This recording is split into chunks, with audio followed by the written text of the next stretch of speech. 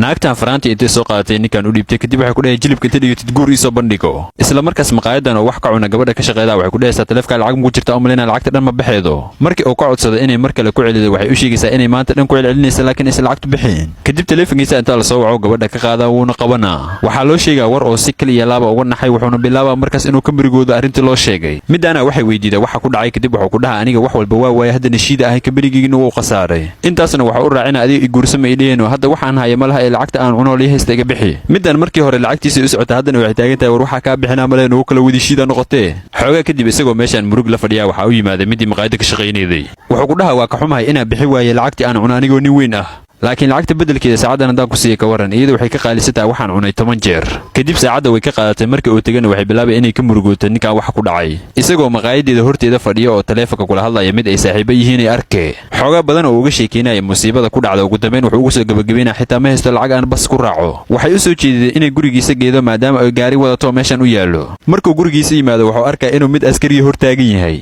waxaa loo sheegaya inuu gurigan sii xirnaanayo maadaama la isku haysto isla markaas guriga waxaa ka soo baxay midii markii ku dhaheeday ay guurso waxa weydiinaya askariga midaan gurigeyga maxay ka sameynay waxay taagan tahay maadaama saaxiibada ahay guriga waa isla leenahay aniga haafle macnaha kadib midii isaga la socotaa waxay dhahaysaa qoftan waxay sheegaysaa been waaye ninkan aniga saaxiibkay waaye isaguna hadalkeeda wuu ku raacay laakiin midana waxay dhahaysaa muujidido faraanti awtaay ninkan asiga faraanti ii geliyay kadib askarigu hadalkeeda ma sii dhageysanayay iyadoo meesha ka sii waday midkan wuxuu sheegay inuu gurigu sii xirnaanayo maxkamaddu amar soo saareedo kadib midkan gabadha wuxuu uga mahadcelinaa maadaama ay mar labaad badbaadisay intay guriga gashay dharkiisii u soo aruurisay waxay ku dhahaysaa marka soo bax isaguna wuxuu weydiinaa halkee waxay ku dhahaysaa gurigeyga sii joogaysaa inta aad gurigaaga dib uga helayso intay soo waday gurigeeda keentay kadib waxa uu sheegay inuu gurigan soo xasuusiyay guriga oo ku noolaay markii uu yaraay iyaduna waxay u soo jeedinay gurigeyga waa joogi kartaa markii aad u baahatana waa ka tegi kartaa kadib waxa weydiinaa adiga sidaan oo dhan oo saa'idka maxaa igu caawinaysaa isagoo hadalkiisa sii watana wuxuu ku dhahaa abaalkan aad ii gasho dhan waa kuu gudi doonaa weliba haddeera ka bilaaba ka waranay waxay weydiinay abaalkaaga haddeera kuu gudaa maxaa ka wadaa wuxuu ku dhahaa albaabka gurigaaga waa halaysan yahay u malaynaa markii aan ka soo gelayna wuu qaylinayay waxaa loo malayaa inuu dagaalka dhex socda ka waran haddii aan hagaajiyo si kaftan le waxay u dhahaysaa oo milyaneeradu ma yaqaanaan sida loo sameeyo albaabada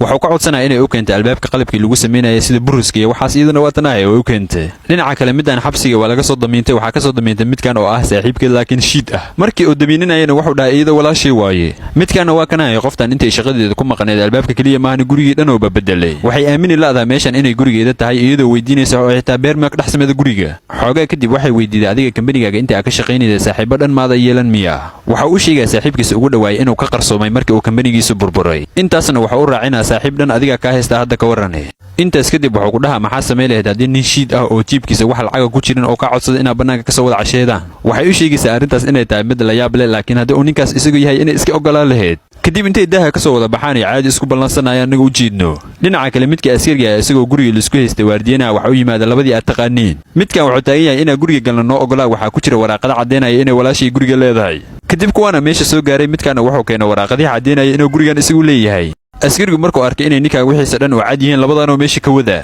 midkan gurigiisa markuu hela abaalaabo uu noqonayo qoftan uu u mahadcelinaa muuqaalku intaas oo hay leeg noo saar ninkan odayga isagoo meeshan kaba ka gadan rabo ayaa midii kabaha gadaysa waxay ku dhahaysaa maxaa meeshan ka samaynaya ma waxaa isku dayay inaad kaba gadato isagana wuxuu ku dhahaa maxaa diiday qoftan magana lagu magacaabaa odayga way ku xarakeynaya waxayna ku dhahaysaa meeshan aaday qaali u tahay kabahana qaali waaye marka adigoo kale ma gadan karaan iyagoo wada doodaya waxaa u imaanaya ninkii meesha kabaha iska lahay midii maganaheedna wuxuu ku dhahaa soo bax wax yaraa rabaa inaa kula hadle markii ay timaado meeshii looga wacayna waxay arkaysaa inay ka soo horreeytay saaxiibadeed Sydney midkii booska ah ayaa wuxuu ku dhahaa waxaan idinkugu wacay waxaan idiin hayaa war kale kacsan warkaasna wax kale ma ahan ee aniga waa li dalacsiiyey sidoo kale labadiina qof idinka midana wuxuu qaadanaa booskii aniga liga dalacsiiyey midaana way isla fiican tahay waxay taagan tahay meeshan waqti aad u badan ka shaqeynaya marka aniga xaq u leh booskan inaa helo kadib midka booska ah magan wuxuu u sheegay inaana loo baahnayn inta sano oo qofku shaqeynaya si oo booskan u helo isagoo hadalkiisa sii wato wuxuu dhahaa ninka aniga iga sarreeya oo booskayga ah wuxuu iga dalbaday in aan booskan ku wareejiyo qofka iibiya alaabta ugu badan intaan la gaarin 6 habeennimo qofkaasna uu xaq u leeyahay haddana waqtiga waxaa ka dhiman wax hal saac ka yar marka waa inaad baxdiin oo aad iibisiin alaabta ugu badan kadib magan iyo saaxiibadeed Sydney meeshii isaga tagayaan si ay macaamiisha ugu kala hormaraan waqtigii la ballamiyay mar ay ka dhiman tahay 40 daqiiqo ayaa magan saaxiibadeed waxay ku dhaheen ninkaas odayga wax inuu gadanayo ma u maleysaa meeshu iska marmarooya Sydneyna saaxiibadeed waxay u sheegaysaa inay iyada ka soo iibinayso alaabta rabo isla markiina ninkaana irida ka soo galaya maganna waxay taagan tahay ninkan waa midka dalacsiinteeda ku heli lahaay intay u timaaday waxay ku dhehaysaa mudane dukaankeena ku soo dhawow maxaan ka caawiyaa kaba $300 jooga intuu soo qaato wuxuu dhahaa aniga kabahaana rabaa iyadana si ay alaab badan u iibisay intay soo qabata kaba kale oo $700 joogay waxay dhehaysaa kabahaana ka khatarsan marka kuwan daa qaadata ka waran kabahana xayisiin badan ay u samaynaysaa si uu u qaato ugu dambayn way ku guulaysanaysaa inay ku qanciso wuxuuna ku dhahaa kuwo ila eg ii soo qabo waqtigii la ballamiyey waxaa ka dhiman keliya 9 daqiiqo kadib ninkii waxay weydiinaysaa kabahan oo dhan inaa qaadato miyaa rabtaa isna quluubtuu ka jibinaa wuxuu dhahaa ma u baahni kabahan inaa qaato markii ay sababta weydiiso wuxuu ku dhahaa aniga ma rabi kabahan aadka qaaliga u ah inaan qaato meeshaana waxaan u imaaday wax kale ma ahan ee waxaan rabay kabahan inay ila eg yihiin iyo in kale inaan tijaabiyo haddana waxaan ogaaday kabahan inay ila eg yihiin waxaana ka iibsan doonaa onlineka haddana adiga waa ku salaamaa markii uu meeshii isaga tegay waxay arkaysaa gabadhii kale Sydney oo kaba badan iibisay kartoomadiina sii gelinaysa qolka waardiyaasha midaan xaasidad weyn waaye isla markii intay soo orday Sydney qolkii kor uga soo xiraysaa waxay weydiinayeen marka sababta ay qolka ugu xirtay iyadana waxay ku dhehaysaa iga raali noqo booskan aniga xaq u leh kabihii intay soo diyaarisay ninkii odaga ay u keenaysaa waxayna weydiinaysaa inuu lacagta bixiyay iyo in kale kadib odaga wuxuu weydiinaa aawa gabadhii kale oo Sydney ahayd waxay u sheegeen inay ku jirto qolka waardiyaasha waqtigii la bilimeyna waxaa ka dhiman keliya 1 daqiiqo haddana odayga Megan wuxuu weydiinaa sababta ay rasiidka magaceeda ugu qortay maadaama aysan iyadoo alaabta ka iibin markii ay u jawaabi weysana wuxuu u sheegaa ninka meeshan iskale inuu isaga yahay shuruudahana uu isagu sameeyay dalacsiinta kadib odaygu wuxuu isugu yeeraa Megan iyo midkii kale iyagana meeshii soo gaaraya Sydney oo intuu si qaas ah ugu yeero wuxuu ku dhahaa hambalyo booskan adiga ku guuleystay hadda kadibna adiga xaq u leh booskan midii Megan ahaydna markii ay warkaas maqasho cusbada ku kaacayso odayguna ma u naxariisanayo wuxuu u sheegaa inuu shaqada ka buriyay muuqaalkan intaanu ku ekayay hadda halkaas soo gaarto leegno saar labadan gabdhood oo taajiriinta iyagoo wadadan iska maraya waxa uu imaanaa ninkan wuxuu ku dhahaa xoogaa lacag ah ma sii kartiin aan daawo ku soo gato laakiin gabadhan Linda lagu magacaaba ku qaylinayso gabadhan kale la socota waxay ku dhehaysaa ninka saan ha u gelin maskiin waaye kadib lacag inta soo bixisay siinaysaa midana Linda lagu magacaaba waxay ku dhehaysaa ninkan hadda lacag siisay wuxuu ku gadanaa miyaa taqaanaa darooga inuu ku soo gataa laga yaabaa saaxiibadeedna waxay dhehaysaa Soomaalida maqliin ninka daawo rabo inuu ku soo gato Lindana saaxiibadeed waxay u sheegaysaa inay daacadnimada iska dayso ninkan hadda shaqo raadsan karaa laakiin midaan isaga doortay saaxiibadeedna waxay dhehaysaa ma kula tahay inuu si fudud shaqo ku heli karo qofka darbijiifka Lindana waxay taagan tahay waxaas fudud waa shaqo si fudud lagu heli karaa saaxiibadeedna waxay dhehaysaa hadii aad u noolaatid sida darbijiifka muddo 24 saac gudahooda aniga waxaan kugu soo wareejinaa furaha gaarigayga cusub laakiin hadii aad u noolaa weyso sida darbijiifka 24 saac adiga cunada noo kareysid muddo 1 sano ah Lindana waxay taagan tahay waxaas fudud waa weligay ma guul dareysan challenge-gii markii uu bilowday Linda iyadoo qashin iska aruursanaysa waxa uu imaanay ninkii dukaanka iska lahay intuu ku qaylqayliyay meeshan ku dhacaysa kadib lugta wax ka soo gaaraya xogaa kadib waxa uu imaanaya ninkii maalin dhaweeyta lacagta